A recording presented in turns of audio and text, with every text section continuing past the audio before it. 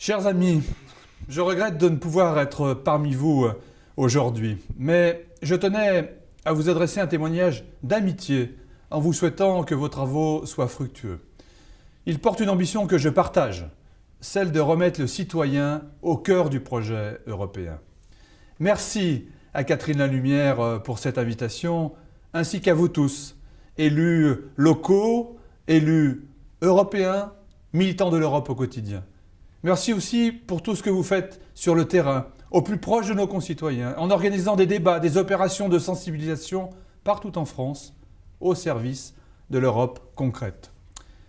2014 sera une année décisive, parce qu'elle sera l'année du renouvellement des institutions européennes, avec le rendez-vous du 25 mai prochain au cœur de son agenda.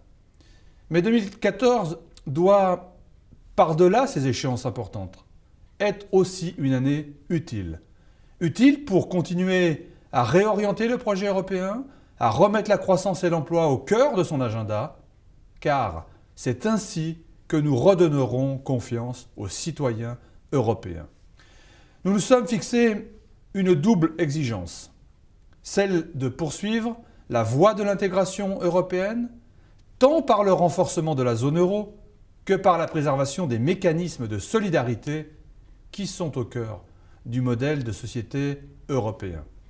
Et celle de relancer la croissance pour créer des emplois et refaire de l'Europe une véritable puissance économique mondiale. Depuis 18 mois, le président de la République et le gouvernement veillent à remettre la croissance et l'emploi au cœur de l'agenda européen.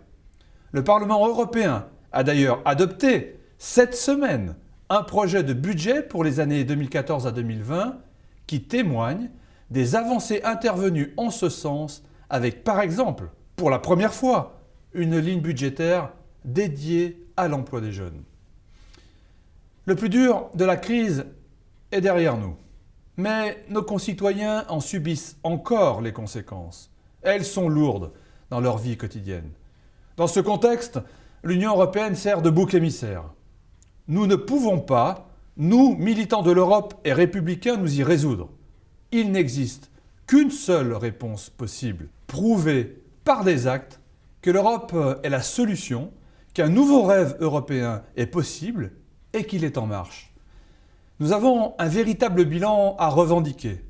Peu connu, mais pourtant, on ne peut plus probant. En un peu plus d'un an, les choses ont profondément changé.